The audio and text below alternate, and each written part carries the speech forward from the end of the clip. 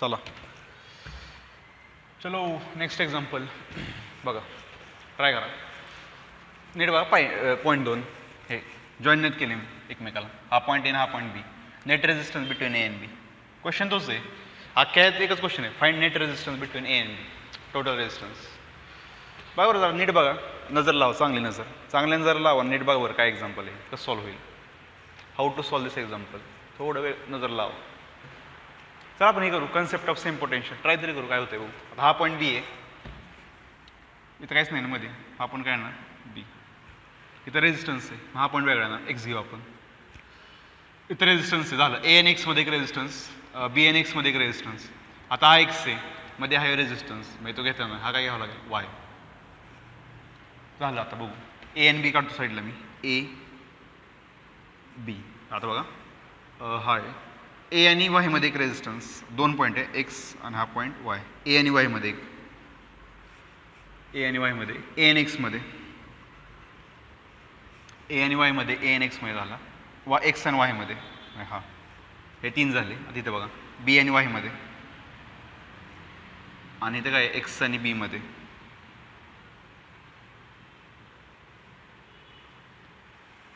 आलं का बघ बरं, झालं. हा पॉईंट बी आणि हा सॉरी एक्स आणि हा पॉईंट वाय. अरे ही डायग्राम बघितली कुठेतरी आपण, आठवलं का? ही डायग्राम आपण कुठेतरी पाहिली आहे, आणि हे एक्झाम्पल मी डायरेक्ट घेतले. आठवा, चौथंच एक्झाम्पल आहे आपलं. फर्स्ट सेकंड थर्ड फोर्थ फिफ्थमध्ये, थर्ड फोर्थ फिफ्थमध्ये असले घेतले पाहिजे. म्हणजे ही डायग्राम आणि ही डायग्राम काय माहिती का ॲक्च्युली सेम आहे.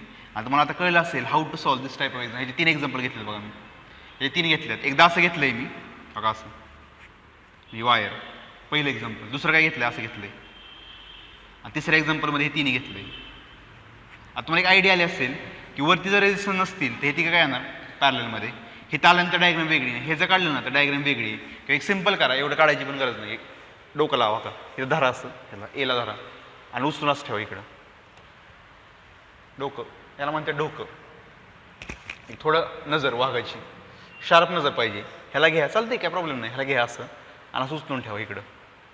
उचलून ठेवल्या काय होईल, हा रेजिस्टन्स इकडे येईल, हा रेजिस्टन्स इथं येईल, आणि एक डायग्राम क्रिएट होईल बघा. हा रेजिस्टन्स बरोबर मध्ये येईल. हे उचलून इकडे ठेवा की डायग्राम बाई कसली होती, विटस्टोन्स मीटर ब्रिज. हे इकडे ठेवलं उचलून मी बघा, असं इथं उचलून ठेवलं मी असं बघा, असं ए चालते की काय प्रॉब्लेम आहे. ह्याला उचलून असं ठेवलंय मी, आणि हा पॉईंट सेमच आहे ना. झालं. मग R/R1, R/R1, this is called as middle branch, आणि ती काय होणार आहे कॅन्सल. तर लिहा, this is called as Wheatstone's meter bridge. त्या एक्झाम्पल मध्ये आणि इथं पण तेच होतं. ही मिडल ब्रांच काय केली आपण, मिडल ब्रांच कॅन्सल केली आपण. झालं. मग R सिरीज आणि परत पॅरलल, हे 2 सिरीजमध्ये 2R, हे सिरीजमध्ये 2R एकमेकाला काय जाणार parallel. So R net will be 2R into 2R and 2R plus 2R, 4R square upon 4R. हे काय होणार cancel. Answer will be R. Net resistance will be R. हे एक्झाम्पल सेम आहे. फक्त फिरून कसं एक्झाम्पल विचारतो तुम्हाला दाखवलं मी तुम्हाला ॲक्च्युली. हाऊ टू, म्हणजे तुम्ही हे सर्किट काढलं आणि हे सर्किट काढलं तर ॲट देन दोघांचा आन्सर काय येणार आहे सेम. म्हणजे इलेक्ट्रिसिटी किंवा इलेक्ट्रिकल इंजिनिअरिंगमध्ये तुम्ही दोन्ही सर्किट डिझाईन करू शकता, वरचं आणि खालचं. दोन्हीचा आन्सर एकच आहे. आता ज्याला माहिती आहे तो काय म्हणणार, दोघांचा आन्सर सेम आहे. मी असं नाही म्हणू शकत तुम्ही वरचं वेगळे आणि खालचं वेगळे. ते दिसाय वेगळे, दोघांचे रूप वेगळे आहेत. रामश्याम आहेत ते, रामश्याम असलं आहे ते. बिहेवियर दिसाय वेगळे आहेत पण बिहेवियर ॲट देन दोघांचं सेम आहे. दोन्ही एकच बिहेव करतात. हा पण आर आणि हा पण काय आर. त्यामुळे एक एक्झाम्पल वेगळं होतं जरा. लिहा नीट, विटस्टोन्स ब्रिज. आता म्हणचाल परत नंतर एक 5-6 महिन्यांनी सर हे कसं आलं, मग बघतो तुम्हाला मी त्यावेळेस कसं आलं सांगतो तुम्हाला. तुम्ही पुढचं आहे. आता डायग्राम खतरनाक आहेत बरं का, त्यामुळं नीट काढा.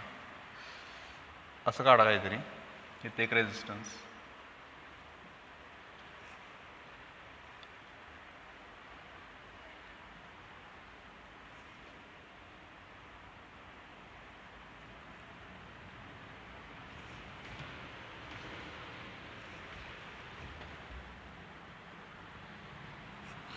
बघा काय काय जण म्हणतील कसला डायग्राम आहे खतरनाक कुठून आलं डायग्राम असले आहेत सर्किट बाबा घाण घाण 10वीपर्यंत आपण सोपे बघितले सर्किट एकदम इझीमध्ये की जे लगेच बघून सॉल्व्ह होते 4 6 3 8 8 बघा बघा find net resistance between A and B बरोबर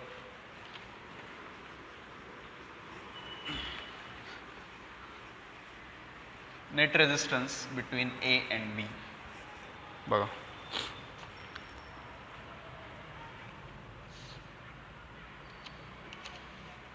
काय करणार वापर आहे कन्सेप्ट ऑफ सेम पोटेन्शियल काय अवघड नाही आहे हा पॉईंट ए इथं काहीच नाही बघा मध्ये हा पण पॉईंट काय येणार बी इथं मध्ये काहीच नाही बघा हा पॉईंट काय येणार बी बघा ए अँड बी मध्ये हा रेजिस्टन्स ए अँड बी मध्ये हा रेजिस्टन्स बी आणि हा पॉईंट मला माहीत नाही आहे कोणता आहे तो हा बी आहे एक मिनटं थोडं एक मिनटं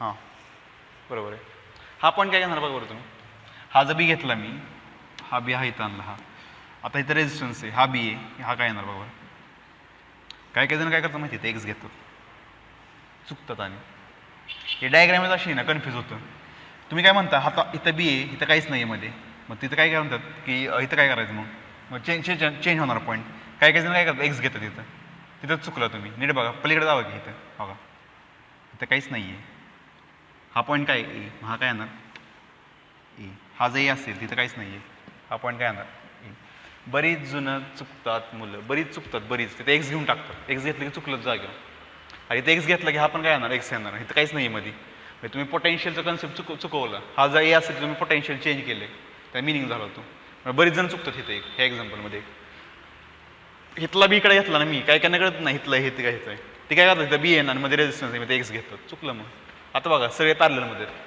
ए एन बीमध्ये एक ए एन बीमध्ये एक ए एन बीमध्ये ए एन बी सगळे ए एन बीच्या मध्ये टोटल रेजिस्टन्स येतो 1 2 3 4 5 रेजिस्टन्स आहेत सगळे काय एकमेकाला पॅरलल 1 2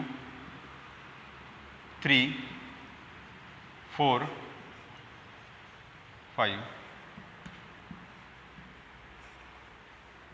8 1 2 3 4 5 1 2 3 4 5 5 रेजिस्टन्स पॅरललमध्ये मार नेट कसं काढणार नेट काढा बरं का जरा सॉल्व्ह करताना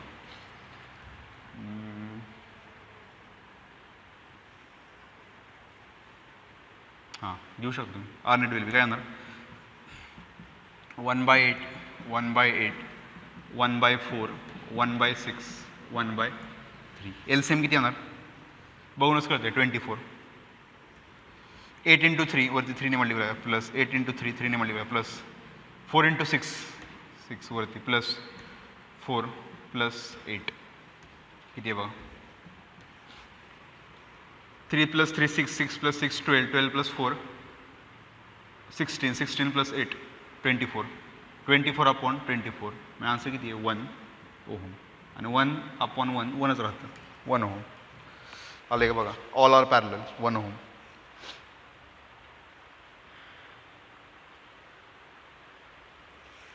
जमे का जमे म्हणजे जमलं का ऑल आर पॅरलल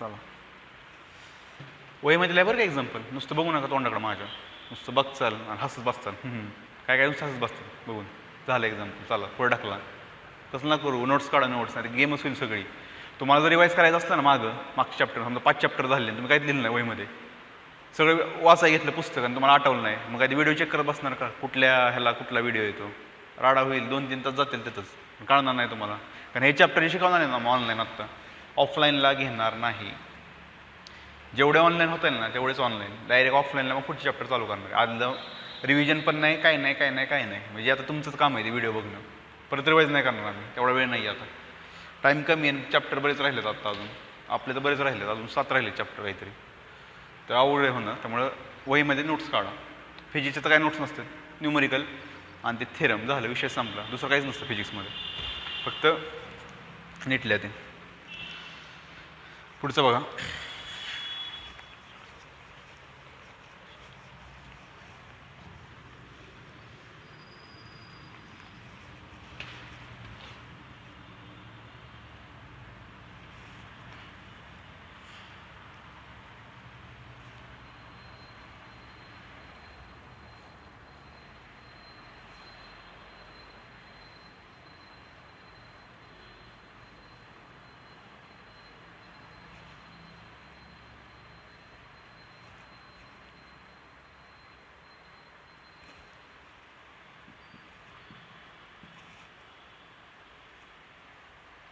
सगळे रेजिस्टन्स आर आहेत.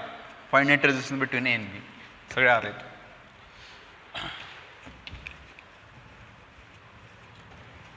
पुढे बघ बरं एक मिनटं. हे काय बघ बरं, काय काय वाटलं असेल हे काय केले असलं. म्हणजे सरांनी काय डिझाईन केली का इथं टाइमपास काहीतरी आपलं. मी असं पण करू शकत होतो का असं.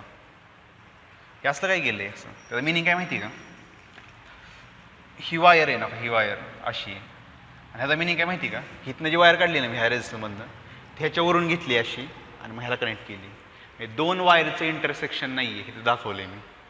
देर is no intersection of two wires. मी पहिली वायर अशी गेली आहे आणि दुसरी जी आली आहे ना ती अशी उचलून मी धरली अशी गेली अशी आणि इकडे घेतली मी. There is no intersection of two wire. ह्याचं पण मिनिंग बऱ्याच जणांना माहीत नाही. ह्याचा मिनिंग काय. दोघांचं इंटरसेक्शन नाही आहे. मग उद्याचा मी पॉईंट्स घेतला इथं एक्स, इथं एक्स घेतला मी. तुम्ही असं नाही म्हणू शकत सर हा पॉईंट पण एक्स आहे. काय संबंध. हे कनेक्शन आहे का दोघांचं.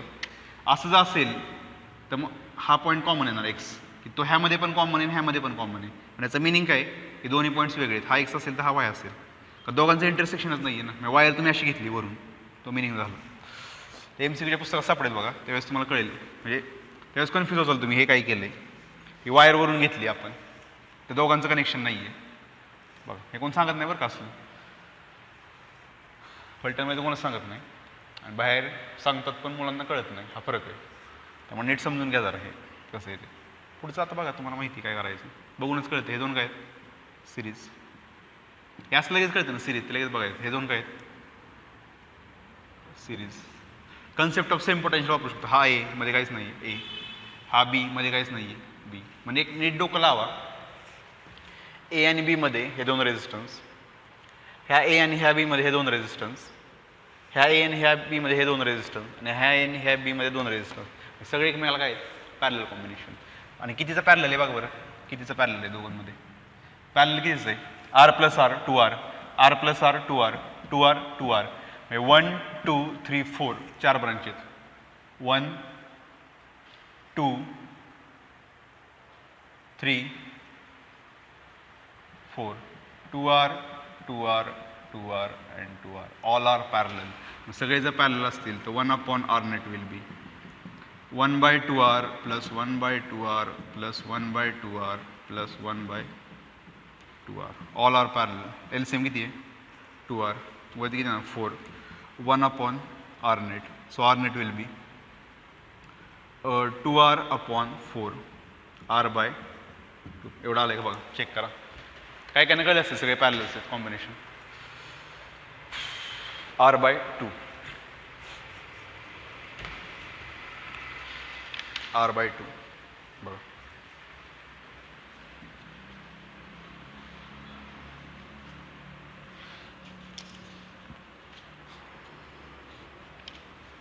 R/2.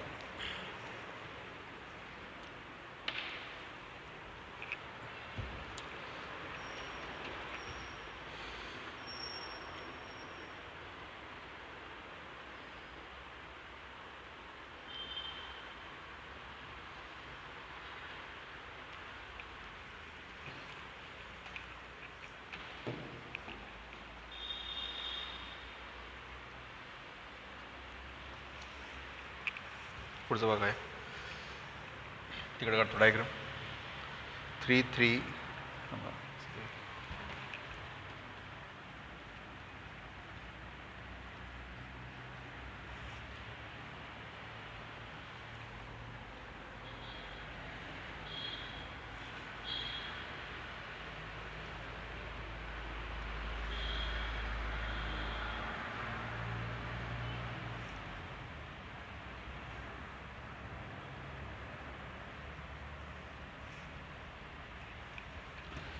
A and B.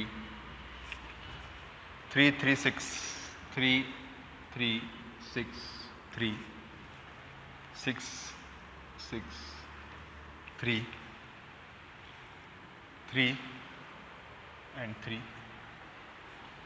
Find net resistance between A and B. Same example बऱ्याचशा पुस्तकामध्ये सापडेल MCQच्या बुकमध्ये. सेम एक्झाम्पल 2-3 पुस्तकं बघितली तुम्ही MCQची, त्यात सापडेल example same example. Net resistance between A and B.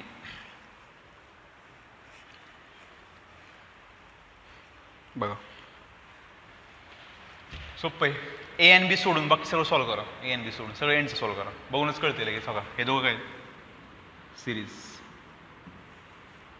ए आणि बी सोडून बरं का, काही जण असं करतील हे नाही सिरीजमध्ये. हां हे असंच ठेवा आणि बाकी वर सगळं सॉल्व्ह करा. हे दोघं काय आहेत सिरीजमध्ये. त्याला काय जाणार पॅरलल. त्याला परत काय जाणार सिरीज. सिरीज बाळा पॅरलल नाही सिरीज. त्याला काय जाणार पॅरलल. पॅरलल त्याला काय जाणार सिरीज. ह्याला काय जाणार परत पॅरलल सिरीज आणि खालच्याला काय जाणार आहे parallel. Parallel series parallel series. बघून कळलं पाहिजे की एक्झाम्पल. काय काय करतात माहिती काही जण असं करतात.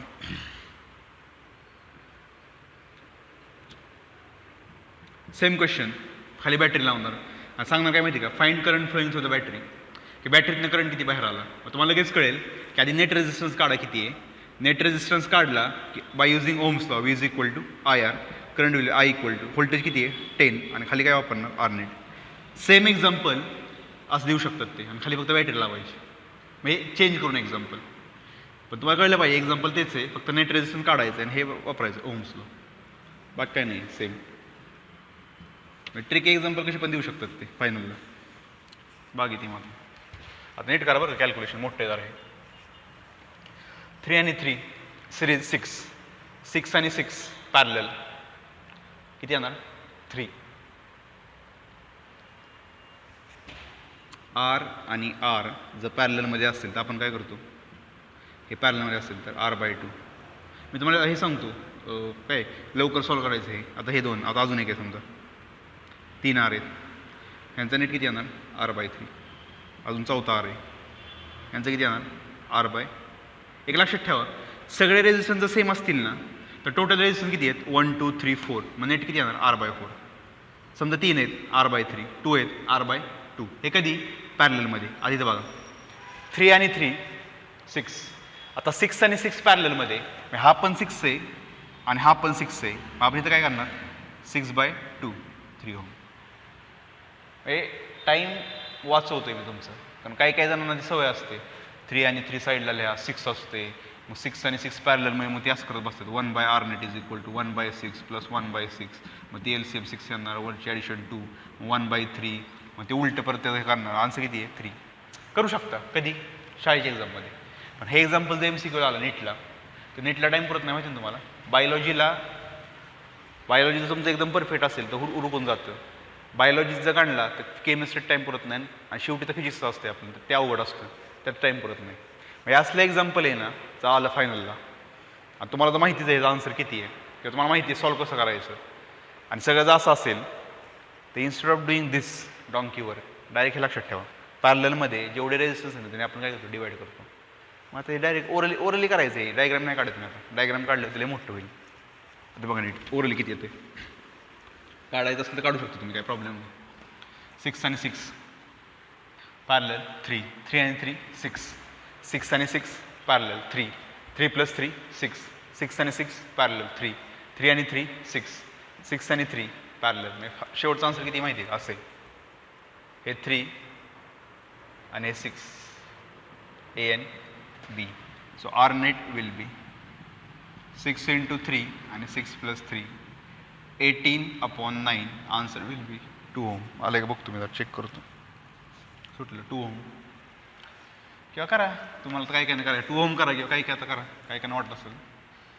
पण ते खूप आहे लेंदी. ती डायग्राम काढा सगळ्या सर्किटची. त्याला किस्सा मोठा आहे.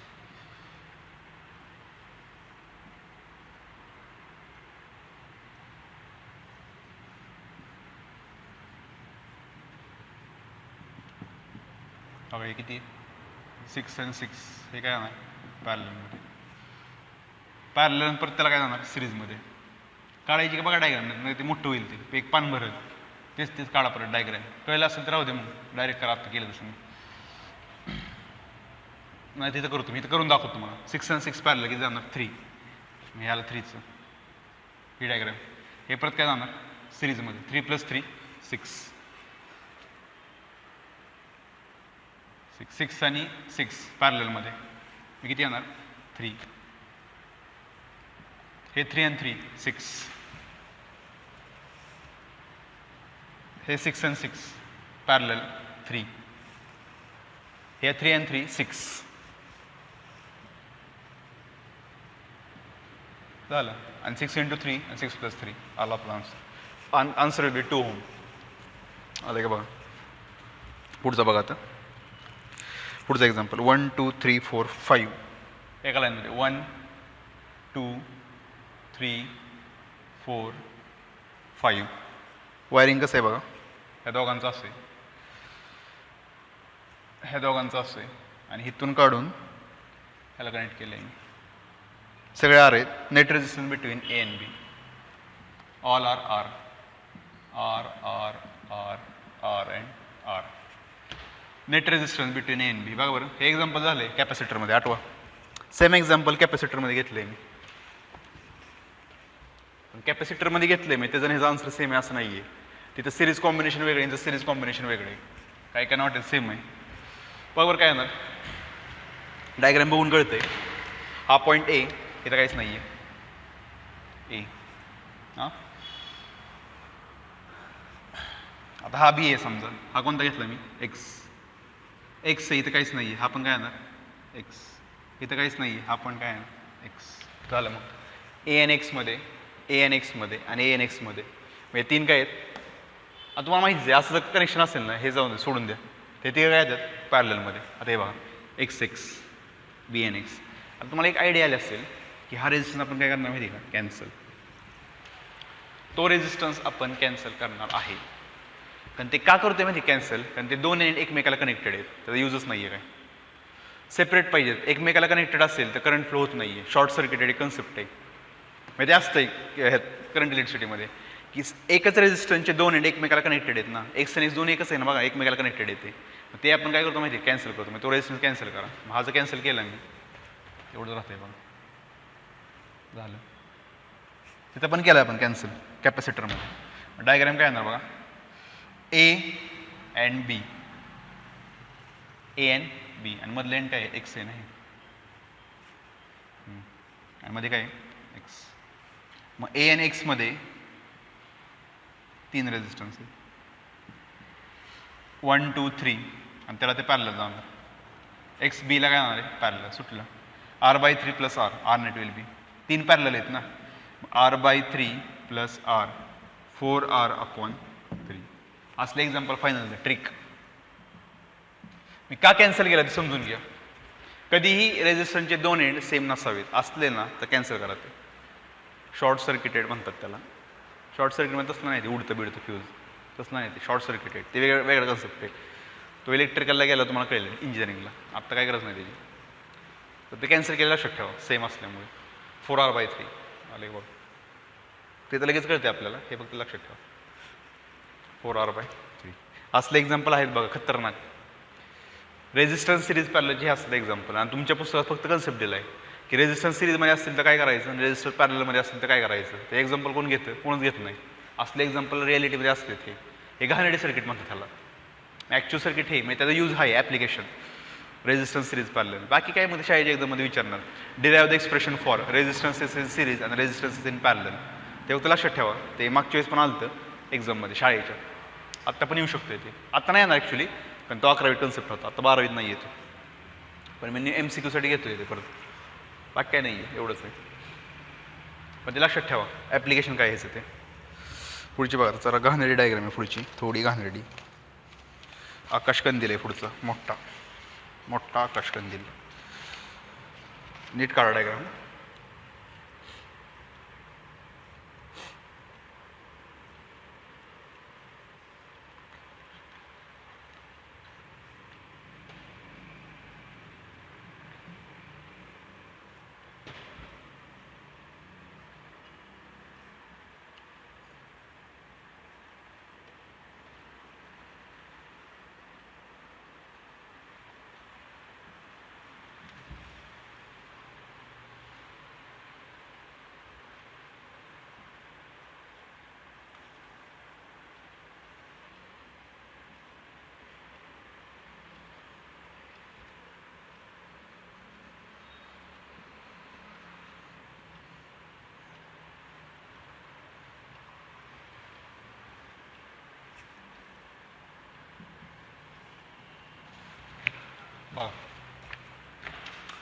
नेट रेजिस्टन्स नीट काढा बरं का डायग्राम. हे नाही मातिरिकी झाली जरा दिसायला चांगलं दिसेल ना जरा अशी करा.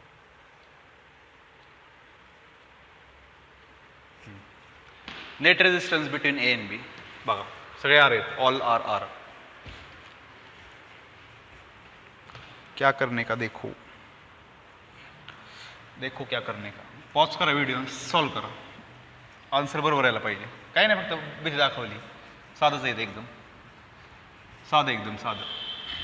बघा एकदम साधं आहे काही अवघड नाही आहे.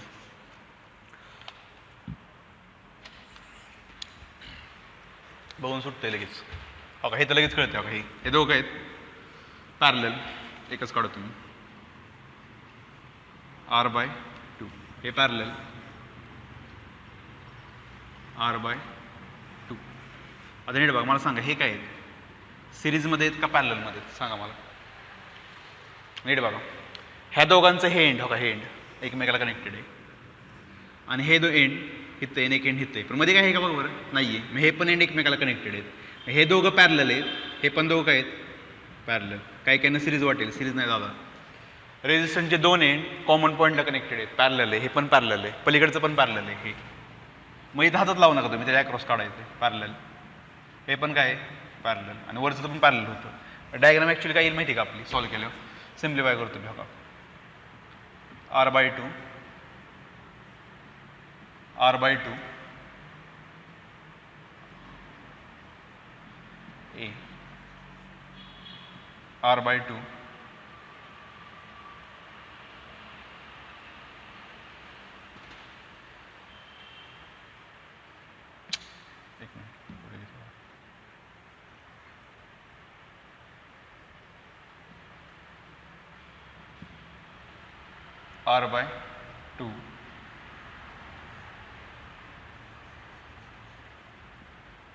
r/2 r/2 ॲक्च्युअल डायग्राम ही आहे ही डायग्राम सेम आहे. पॅरलल सगळे पॅरलल आहेत r/2 r/2 r/2 हे r/2 r/2 हां बरोबर आहे. आता हे बघा हे तिघं काय आहेत सिरीज. बघूनच कळते लगेच सिरीजमध्ये असतं ते डायग्राम काय ना ॲरो काढतो मी इथं मोठा.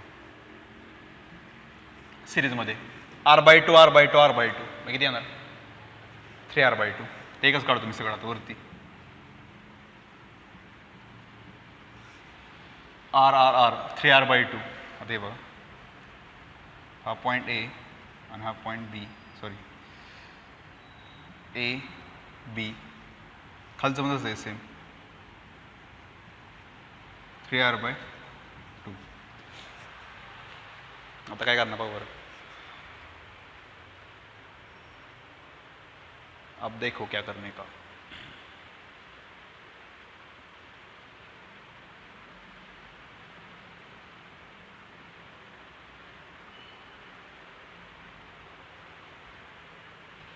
आलं का बघा एवढं. आता काय करणार बरोबर पुढं. आता तुम्हाला एक कळते की हा रेजिस्टन्स आणि हा रेजिस्टन्स काय बघ बरं पॅरलल का सिरीज पॅरलल आहे दादा.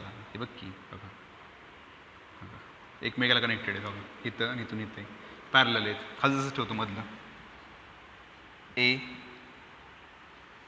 बी आणि एकच काढतो दोघांचं काय 3r/2 आणि 3r/2 पॅरललमध्ये. मी किती येणार आता हे सेमच आहेत ना डिवाइड/2 करा 3r/2 डिवाइड/2 3r/ आता नाही केलं आपण सेम असतील तर डिवाइड/2 करा 3r/2/2 3r/4. मी हाय 3r/4 हे r आणि हे पण काय r. आता मला सांगा की ए आणि बी मध्ये जे तीन आहेत तिन्ही ते काय आहेत पॅरललमध्ये का सिरीजमध्ये. पॅरलल का सिरीज सांगितली अरे एकच आहे दादा. हा पॉईंट ए इथनं करंट बाहेर आला तसं जाणार करंट. डिवाइड नाही होत करंट पॅरलल करता तुम्ही सगळे सिरीजमध्ये ऑल आर इन सिरीज. नीट बघा नीट. ए मधनं जर करंट आला तर असं करंट फ्लो होणार ना आणि बी मध्ये जाणार सेमच करंट फ्लो होते डिवाइड नाही होते सगळे सिरीजमध्ये. मग सगळे जर सिरीजमध्ये असतील तर नेट रेजिस्टन्स किती येणार R net will be net resistance 3r/4 plus r plus r 4 8 11r/4 बघा 11r/4 चांगलं एक्झाम्पल. काही काही घाबरले असतील बघून, पण घाबरायची काही गरज नाही, सोपं एकदम. आपलं एक्झाम्पल अवघड नसतं, कन्सेप्च्युअल असतं सगळं. आता कळलं असेल की एक्झाम्पल सोपं आहे ते. पॅरलल पॅरलल पॅरलल शेवट जाणार सिरीजमध्ये बघा.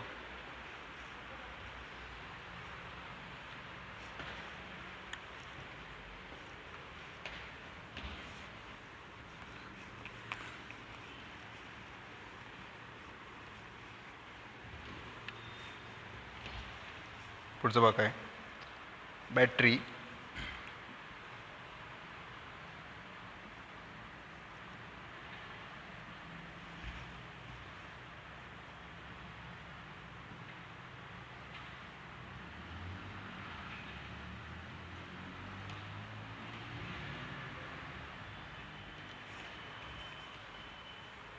EMF 10 व्होल्ट आणि स्मॉल आर दिलाय 1 ओहम,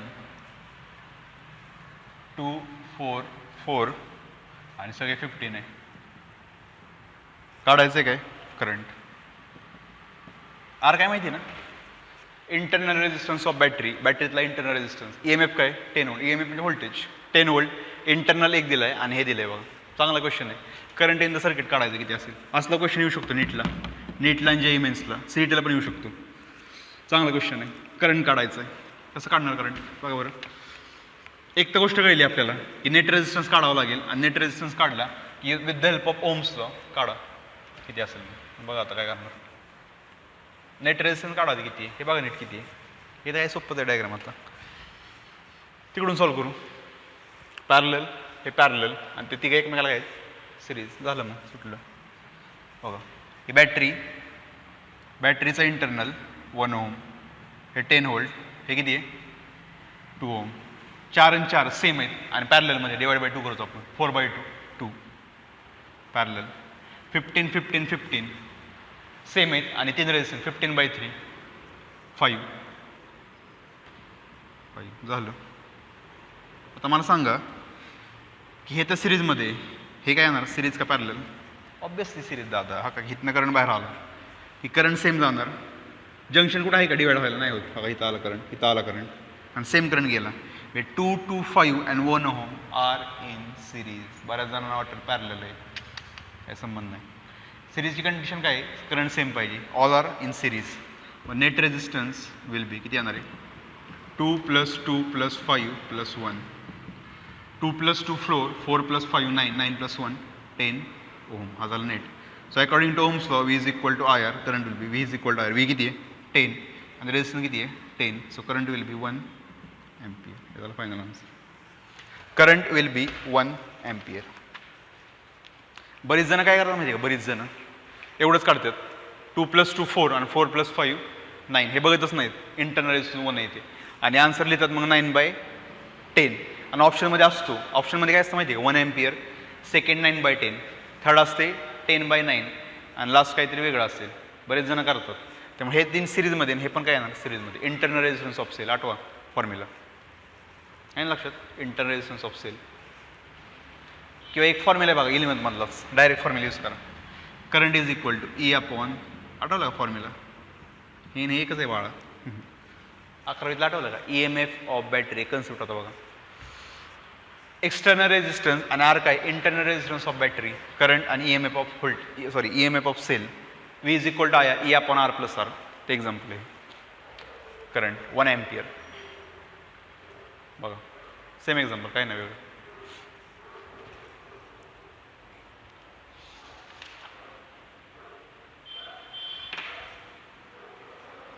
कळलं पाहिजे एक्झाम्पलमध्ये करायचं आहे काय.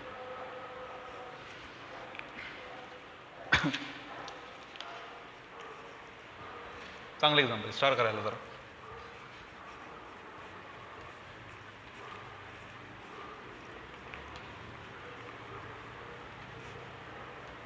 पुढचं बघा काय,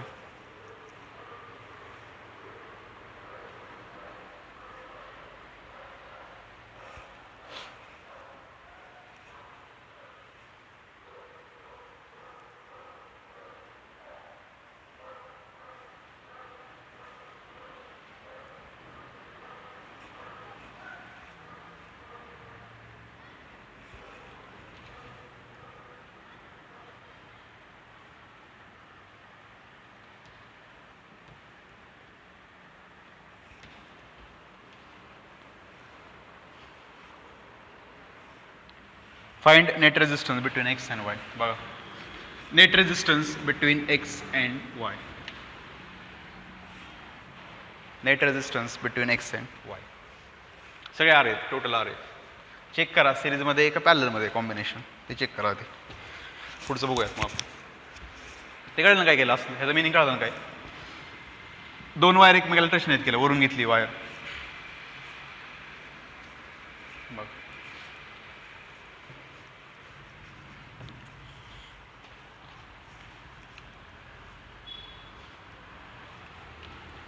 बघा काय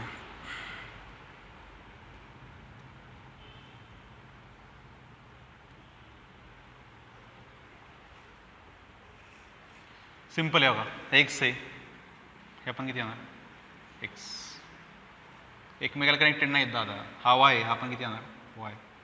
हा वाय आहे, हा पण किती येणार वाय. एक्स हा एक्स आहे, हा पण एक्स, हा पण वाय. मग तुम्हाला एक आयडिया आली असेल की प्रत्येक एक्स आणि वाय मध्ये एक रेजिस्टन्स आहे. म्हणजे सगळे काय आहेत, ऑल आर पॅरलल. तिथल्या ऑल आर इन पॅरलल बघूनच कळतंय ना. प्रत्येक एक्स वायमध्ये एक आहे, एक्स वायमध्ये एक आहे, एक्स वायमध्ये एक आहे. म्हणजे सगळे काय आहेत पॅरलल. मग किती रेजिस्टन्स असे 1 2 3 4 5 6 7 8 9. 9 रेजिस्टन्स आहेत पॅरललमध्ये. मग काढा पॅरलल. 1 2 3 4 5 गरजच नाही काढायची ॲक्च्युली. 6 7 8 आणि वरती 9. 9 आर इन पॅरलल. मग 9 जर पॅरललमध्ये असतील तर सगळे जर आर असतील तर आन्सर आहे R/9. Answer will be R/9. ही काढायची गरज नाही डायग्राम, डायरेक्टली R/9. हेच एक्झाम्पल ते मुद्दाम अवघड करून देणार. काय करणार माहिती का, मी तर आर घेतले ना सगळं, ते काय करणार हे 2 घेणार, हे 2 घेणार, हे 1 घेणार, तसलं घाणेरडं करणार परत. मग तुम्हाला तसलं करावं लागेल. ते 1/R net is equal to 1/2 + 1/2 तसलं करावं लागेल. म्हणजे ते लेंदी क्वेश्चन मुद्दाम. क्वेश्चन हाच, फक्त नंबर दिले की ते लेंदी क्वेश्चन होणार. मग सॉल्विंग मॅथमॅटिक्स LCM वगैरे काढायचं ते जमल तुम्हाला. जमल ना ते. 5वीतलं येते, 5वीतली मुलं पण करतील. त्यांना दिलं ना आत्ता ही, फक्त त्यांना सांगितलं की ही अशी डायग्राम आहे, ही काढा आणि हे सॉल्व करा फक्त. 1/R net 1/2 + 1/3 हे असं त्यांना दिलं तर लगेच सॉल्व करतील ते. 5वीतली बरं का. तुम्ही आता 12वीत गेलाय तर मग हे जमलं पाहिजे. हे करत नाही आता मी, लेंदी असतं कारण फायनल असतं एक्झाम्पल येतं 1/Rचं. बघा R/9.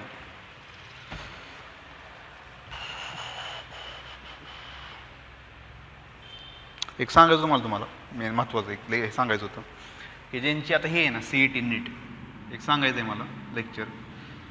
माझा रिझल्ट सांगायचा आहे मला. रिझल्ट म्हणजे कन्क्लुजन, फायनल कन्क्लुजन.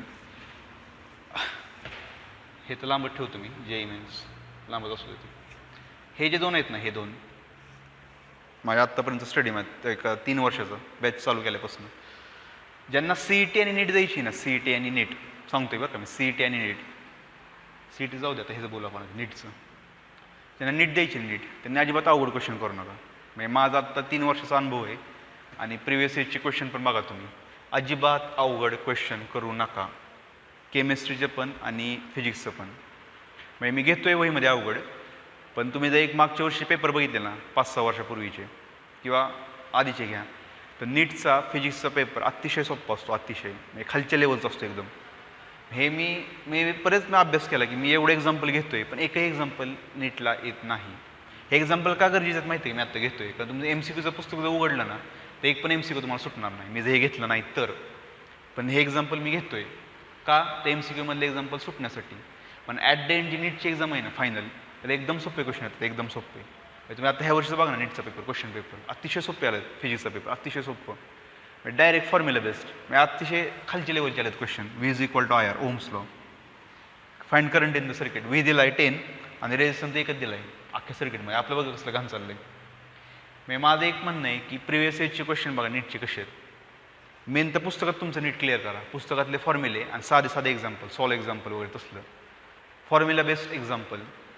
किंवा एक सिम्पल करा, एररलेस फिजिक्स म्हणून पुस्तक आहे, एररलेस फिजिक्स. म्हणजे SC वर्मा DC पंडित आहेत पण ते जर थोडे अवघड आहेत.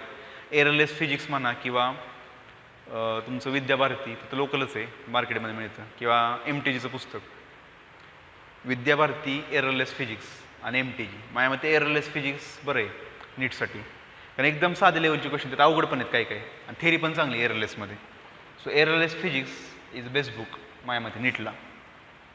आता आपण घेतलं आहे ते MTG फिंगरप्रिंट्स, ते पण चांगले आहे, बेसिकचे क्वेश्चन आहेत. पण माझं तर म्हणणं आहे एकदम सोपे क्वेश्चन करा, अवघड अजिबात करू नका, कारण सगळे सोपे क्वेश्चन विचारतात. बघा तुम्ही प्रिव्हियस इयरचे फिजिक्स डायरेक्ट फॉर्म्युला बेस्ट आहे. इलेक्ट्रिक फील्डचा फॉर्म्युला F/Q, त्याचा क्वेश्चन आला आहे. हां, हे जर करायचं असेल तुम्हाला तर मग हे ठीक आहे, आत्ताच चाललं आहे ते. मेन्सला अवघड क्वेश्चन येतात, ते ठीक आहे, ते मेन्ससाठी. पण नीट लेवलला एकदम सोपे क्वेश्चन आहेत, केमिस्ट्रीचे पण CETचे पण. ह्या दोघांची लेवल मी तर म्हणलं सेमच आहे, नीटची आणि CETची. फक्त टेक्स्टबुक नीट करा. ह्याचं NCERTचं टेक्स्टबुक नीट करा नीटला, आणि CETला तुमचं बोर्डचं टेक्स्टबुक नीट करा फक्त, बाकी काही करू नका. काही करायची गरज नाही नीटलाच ह्याला. NCERT आणि कसं करा, साधं टेक्स्टबुक CETचं, जास्त अवघड करायची गरज नाही आहे. मग ते अवघड घेतलं ना कॉम्प्लिकेटेड होईल ते. हे तर काही देणारच नाही आपण, वरचं देणारच नाही आहे आपण, काही देणार फक्त CET आणि नीट. तर मग हे जे आहे ना टेक्स्टबुक, फिजिक्सचे सगळे फॉर्म्युला पाठ करा. प्रत्येक चॅप्टरचे फॉर्म्युला माहीत पाहिजे तुम्हाला कसं आहे ॲक्च्युली. चार्ट करा एक घरी, चॅप्टर फॉर्म्युला याचा फक्त बघायचं. ते जेवढे फॉर्म्युला लक्षात राहतील तेवढं बरं आहे तुमचं. ते फॉर्म्युला जेवढे मेमोराईज करचाल तेवढं बरं आहे नीटला. दोन्हीकडे सेम आहेत. बघा तुम्ही प्रिव्हियस इयरचे बघा क्वेश्चन पेपर, तुम्हाला एक आयडिया येईल. जास्त अवघड करायची गरज नाही आहे. काही काहींचं लय अवघड चाललं आहे, काही यूज नाही आहे. चॅप्टर ॲट द एंड किती माहिती ना आपले 20 चॅप्टर आहेत. Physics 20, chemistry 20. ते लेंदी होणार आहे आणि खूप मोठं होणार आहे. ॲक्च्युली गरजच नाही आहे त्याची. शेवटी तुम्ही किती जरी अवघड केलं ना तर तिथं काढणारच आहे तुम्ही फायनलला. त्यात टाईमपास करण्यापेक्षा हे करा टेक्स्टबुक, आणि CETचे मॅक्सिमम नंबर ऑफ क्वेश्चन्स, कारण ॲडमिशन आपलं त्याच्यावरतीच आहे. उगीच ते टाईम कन्झ्युमिंग वर्क करू नका, डॉंकी वर्क. थोडंफार ठीक आहे, मी घेतोय ते बस करा, जास्त त्याच्यावर काय करू नका, त्याच्यावरती काही करू नका. साधे क्वेश्चन करा आणि जावा डायरेक्ट पेपरला. तेवढं एक सांगायचं आहे मला कन्फ्युजन. बरेच जण मुळे हे करत बसलेत, JEE मेन्सचं घाण प्रिव्हियस इयरची अवघड. बेस्ट CET टेक्स्टबुक आहे तुमचं आता नवीन आलेलं, तेवढंच फक्त नीट वाचा लाईन बाय लाईन. कोण कोणावर डिपेंड आहे, डायमेन्शन्स, SI युनिट, कोण कोणावर डिपेंड आहे, साधे questions. Resistance depends on, lane double केली तर रेजिस्टन्स काय होईल, लेन 10% वाढवली तर रेजिस्टन्स काय होईल, असे साधे क्वेश्चन्स एकदम साधे, तेवढे फक्त नीट करा. बाकी काही करू नका, काही साधे क्वेश्चन्स, कारण अवघड करून काही उपयोग नाही आहे. टाईम जाईल तुमचा, डोकं दुखल, त्रास होईल, त्यापेक्षा एकदम सोपं करा. दोन्हीचं करा, केमिस्ट्री फिजिक्सचं, काही नाही. बाकी बायो तर आहेच, मग बायो मॅथमॅटिक्स. थोडं एक सांगायचं होतं मला, तेवढं बघा एक फक्त. बरेच जण अवघड करायचं होतं, त्याचा यूज नाही काय. किती बघा, ऑल आर पॅरलल आले का बघा, हे R/9. मग आत्तापासून चालू करा CET. पुस्तक परफेक्ट करा, एकदम परफेक्ट करा, लाईन बाय लाईन. आता हे आपण एवढं अवघड करतो त्यामध्ये एकदम सोपं जाणार आहे. लाईन बाय लाईन वाचा, काही पॉईंट्स लक्षात ठेवा, कोण कोणावर डिपेंड आहे, SI युनिट, डायमेन्शन, ते महत्त्वाचं आहे बरं का. लाईन बाय लाईन वाचा आपलं टेक्स्टबुक किंवा माझ्यात आहेत आता नोट्स. लाईन बाय लाईन वाचा, क्वेश्चन बघा नीट कसे ते MCQ वगैरे, साधे question. MTG, errorless physics, Vidya Bharati, ते बरं आहे पुस्तक, त्यामधले करा क्वेश्चन. ओके, त्याचा काही प्रॉब्लेम नाही आहे. मग विद्याभारतीत पण आहेत बघा असले क्वेश्चन, त्यामुळे केलं तरी काही प्रॉब्लेम नाही आहे, करून टाका एवढं. आणि काय अडलं तर मी हेच मग विचाराय, फक्त जास्त अवघड करू नका, हे सांगायचं आहे मला. काही यूज नाही आहे फिजिक्सचा, तर काही यूज नाही अवघड करून. मेन्सला ठीक आहे अवघड, पण नीटला तर काही गरज नाही आहे. जास्त अवघड काही क्वेश्चन येत नाही, एक मिडियम लेवलचे क्वेश्चन येतं, एखाद दुसरा अवघड येतं, एखाद दुसरा. त्यासाठी तुम्ही एवढं अवघड नाही करू शकत. आता हे सोपं चाललं आहे, त्यामुळे काही प्रॉब्लेम नाही, पण जास्त अवघड करू नका.